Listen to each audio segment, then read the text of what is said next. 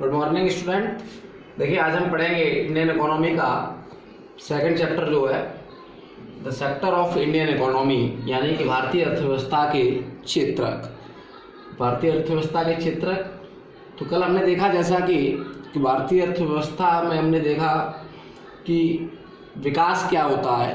तो विकास के बाद अब हम देखेंगे, तो हमने देखा था विकास में कि विकास नापने के का यानी मेजरमेंट का एक प्रमुख जो इंस्ट्रूमेंट था उसको हमने देखा था राष्ट्रीय आय या औसत आय, जिससे हमने निकाली थी। औसत आय प्रति व्यक्ति आय कितनी है, प्रति व्यक्ति आय कहाँ से निकलती है, तो वो राष्ट्रीय आय से निकलती है। और राष्ट्रीय आय जो होती है वो जीडीपी से निकालते हैं हम, जीडीपी से। तो यहाँ पर हम पहले समझेंगे जीडीपी को। जीडीपी को समझे। जीडीपी क्या है, उसको बोलते हैं ग्रॉस डोमेस्टिक प्रोडक्ट, यानी सकल घरेलू उत्पाद। सकल घरेलू उत्पाद ये क्या होती है, तो इसको हम ये होता है एक वित्तीय वर्ष में किसी भौगोलिक क्षेत्र यानी किसी भी देश के अंदर एक वित्तीय वर्ष के अंदर जो भी उत्पादन होता है, जिस उत्पादन का जो मूल्य होता है उसका मूल्य जोड़ते हैं, वो हमारा कहलाता है जीडीपी। यानी एक साल के अंदर हमने देश में कितना माल उगाया, यानी कितना धन हमने पैदा किया, और उसी से हम निकालते हैं राष्ट्रीय आय। और राष्ट्रीय आय से हम प्रति व्यक्ति आय निकालते हैं। प्रति व्यक्ति आय जो हमारे विकास में काम आता है। यहाँ पर जीडीपी को हम देखेंगे, जीडीपी आती कहाँ से है, तो ये इनके जो सेक्टर है अलग अलग सेक्टर वाइज देखेंगे।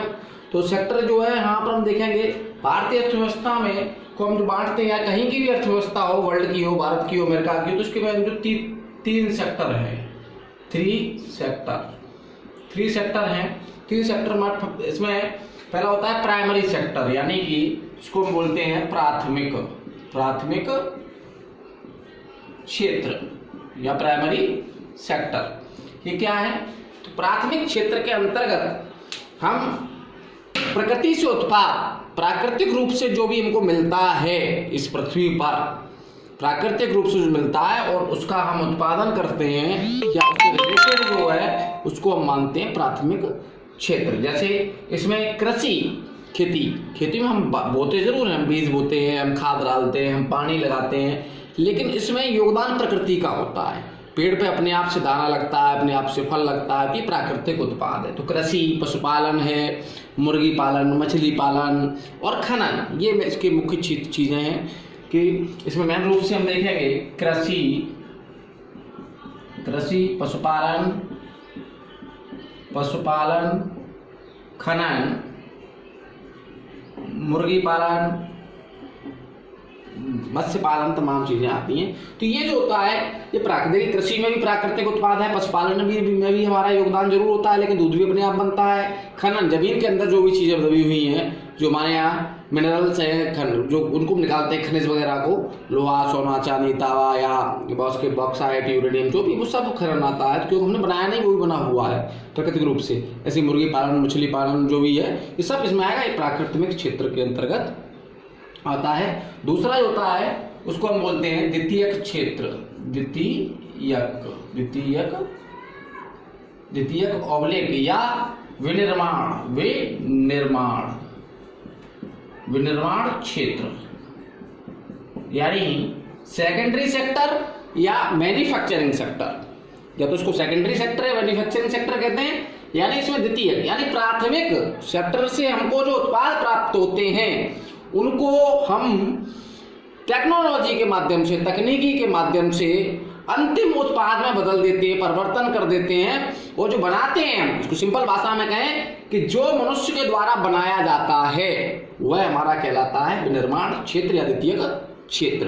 इसमें सभी प्रकार की निर्माण सामग्री निर्माण आती है। इसके अंदर आती है हमारी फैक्ट्री होती है, जो भी फैक्ट्री, गृह निर्माण, बेकरी, कुछ भी मान लो, तो बेकरी है, बेकरी को ले लो, गृह निर्माण ले लो, ठीक है, रेलवे निर्माण ले लो, मोटर वाहन ले लो, यानी परिवहन, मोटर वाहन उद्योग ले लो, मोटर वाहन, ये जितनी भी चीजें हम देखते हैं घर में हमारे में, जो भी हमको दिखता है सब बना हुआ है। जैसे गेहूं तो हमारा क्या है, प्राथमिक क्षेत्र का है, लेकिन गेहूं से जब हम बिस्किट बना देते हैं तो बिस्किट हमारा आएगा सेकेंडरी क्षेत्र में, क्योंकि बिस्किट बना हुआ हमको नहीं मिला था, वो हमने बनाया था। ऐसे ही लोहा खनन जब हम कर रहे हैं तो प्राथमिक क्षेत्र में लोहे से हमने मशीन बना दी, लोहे से हमने कार बना दी, तो हमारा द्वितीय क्षेत्र में आ गया।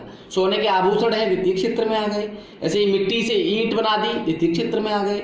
लोहे से सरिया बना दी, द्वितीय। तो जितनी भी चीजें मनुष्य बनाता है वो सारी की सारी सेकेंडरी सेक्टर में रखी जाती हैं, समझ गए। और इसके बाद देखिए, अब जो तीसरा जो सेक्टर है उसको हम बोलते हैं तृतीयक, तृतीयक या सेवा क्षेत्र, इसको बोला जाता है टर्सरी सेक्टर या सर्विस सेक्टर। देखिए यहाँ आपको प्राकृतिक रूप से बना हुआ मिला, हमने निकाला, उसको यूज किया, या हमने यूज करके अपने जो हमारे पास उत्पादन था, जो भी हमारे पास था, खनन से आया हो कहीं से, उसमें हमने अपना मानव, अपनी तकनीकी से, अपनी बुद्धि से, अपनी मेहनत से कुछ नए प्रोडक्ट बनाए, वो आएंगे सेकेंडरी सेक्टर, वो यहाँ पर आते हैं। और सेवा क्षेत्र में क्या होता है, यहाँ पर हम कोई भी प्रोडक्ट नहीं बनाते हैं, टर्सरी सेक्टर में नहीं बनाते हैं। यहाँ पर हम क्या करते हैं, यहाँ और यहाँ इन दोनों क्षेत्रों से जो भी प्रोडक्ट, जो भी उत्पाद हमको प्राप्त होता है, हम उसकी सेवा करते हैं, यानी बेचते हैं। Sales and after sales services, यानी कि बिक्री और बिक्री के बाद की जो सेवाएं होती हैं वो कहलाती हैं हमारी सेवा क्षेत्र। जैसे कि मोबाइल बन रहा है तो वो द्वितीय क्षेत्र में है, लेकिन मोबाइल जब बेच रहा है, उसको कोई सेल्स एग्जीक्यूटिव बेच रहा है, बेचने की जो कमीशन ले रहा है वो हमारा कहलाया जाता है सर्विस सेक्टर। या मोबाइल रिपेयरिंग जो कर रहा है, वो भी लाया, पार्ट्स बन रहा है, पार्ट्स नहीं, पार्ट्स तो बन रहा है तो, लेकिन जो संभाल रहा है उसको मिस्त्री, जिसने कुछ नहीं लगाया, केवल जोड़ जाड़ के ठीक कर दिया, वो सर्विस सेक्टर में आएगा। तो इसके अंदर सर्विस सेक्टर के अंदर मुख्य रूप से आते हैं, वो आते हैं तुम्हारे बैंकिंग, बीमा, शिक्षा, चिकित्सा। यानी बैंक हमें क्या बना करके देती है, कुछ नहीं। अभी मत कहते ना कि आरबीआई नोट बना के देती, नहीं, बना के नहीं देती। बैंक में हम जो जमा करते हैं वो हमको वापस देती है। तो बैंक क्या हमारी सेवा कर रही है। जैसे बीमा, हम उसमें धीमे धीमे रुपए जमा करते हैं, वो अंत में हमको इकट्ठे दे देता है। तो ये भी सेवा क्षेत्र है। शिक्षा, आप स्कूल जाते हो, पढ़ते हो, तो पढ़ते समय आपको क्या दिया जाता है, वहां से कुछ नहीं, सारी किताबें, कॉपी, पेंसिल सब तो अपने घर से लेके जाते हो। वहां तुमको क्या मिलता है, तो वहां पर टीचर आपको जो पढ़ाता है, मैं पढ़ा रहा हूँ, तो ये क्या है, ये भी एक सेवा है। मैं तुमको प्रोडक्ट नहीं दिया है, दिख नहीं रहा है, तो ये सेवा है। चिकित्सा, डॉक्टर के पास आप जाते हो, डॉक्टर आपको क्या देता है, कुछ नहीं। डॉक्टर आपको देखता है, अपनी फीस लेता है और आपके लिए कुछ दवाएं लिख देता है। तो ये आते हैं हमारे सर्विस सेक्टर में। इसमें परिवहन भी आता है, तमाम सारे क्षेत्र हैं। परिवहन क्या होता है, बस में बैठे, बस वाले ने हमको बस थोड़ी दे दी, क्या दिया, बस वाले ने हमसे पैसे लिए और हमको जहाँ पर पहुँचना था वहाँ हमको पहुँचा दिया, तो उसने भी हमारी सेवा की। तो ये सेवा क्षेत्र में आएगा। इसमें बीपीओ, कॉल सेंटर, तमाम सारी चीजें आती हैं। तो ये मुख्य रूप से हमारे 3 अर्थव्यवस्था के क्षेत्र थे। और इन क्षेत्रों का जीडीपी में, राष्ट्रीय आय में क्या योगदान है, इसके अलावा ये तो जीडीपी के क्षेत्र। अब हम क्षेत्रकों की बात हो तो कभी कभी कंफ्यूजन भी हो जाती है। तो देखेंगे हम, ये तो हमारे अर्थव्यवस्था के क्षेत्र के हैं। अब हम इकोनॉमी के आधार पर, यानी कि उसके आधार पर देखेंगे तो 2 क्षेत्र थे। यानी कि जिसको हम बोलते हैं नौकरी के आधार पर, या हम कहेंगे रोजगार के आधार पर, 2 प्रकार। तो वहां पर हम सार्वजनिक क्षेत्र और निजी क्षेत्र, ये 2 और होते हैं। लेकिन ये होते हैं केवल रोजगार के आधार पर, या उसको संगठन में ले जाएंगे इसको हम बाद में। और ये होते हैं अर्थव्यवस्था में जीडीपी में योगदान के आधार पर, जीडीपी में कितना कहां से पैसा आ रहा है तो हमारी जीडीपी बनती है। अभी देखकर आपने देखा कि 20 लाख करोड़ का एक आर्थिक पैकेज दिया गया भारत में, और कहा गया कि ये हमारे जीडीपी का लगभग 10% है। यानी 10% है तो 2 लाख करोड़, 20 लाख इंटू 10 यानी 2 अरब करोड़ रुपए की हमारी जीडीपी है, समझ रहे हैं।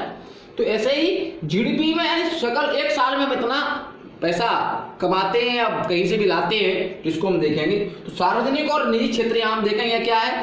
तो ये जो क्षेत्र है सार्वजनिक क्षेत्र, इसको हम बोलते हैं, एक अपनी सरल भाषा में कहें तो गवर्नमेंट सेक्टर, यानी कि सरकारी क्षेत्र। इस प्रकार की कंपनी या नौकरियां जो होती हैं उसका स्वामित्व या अधिकार जो होता है वो गवर्नमेंट के पास होता है। निश्चित रूल्स एंड रेगुलेशन, सेवा शर्तों के साथ इसमें हम जॉब करते हैं या ये सेक्टर चलाए जाते हैं। दूसरा होता है निजी क्षेत्र, जिस कंपनी या सेक्टर का जो है निबंधन प्रबंधन किसी विशेष व्यक्ति या व्यक्तियों के समूह के हाथ में हो, वो हमारा कहलाता है निजी क्षेत्र, प्राइवेट सेक्टर। जैसे रिलायंस है, टाटा है, हीरो होंडा है, तमाम सारी कंपनियां हैं, ये सब निजी क्षेत्र की कंपनियां हैं। सेल है, भेल है, BSNL है, एयर इंडिया है, ये सार्वजनिक क्षेत्र की कंपनियां हैं। तो इन 5 क्षेत्रकों को हमने आज देखा।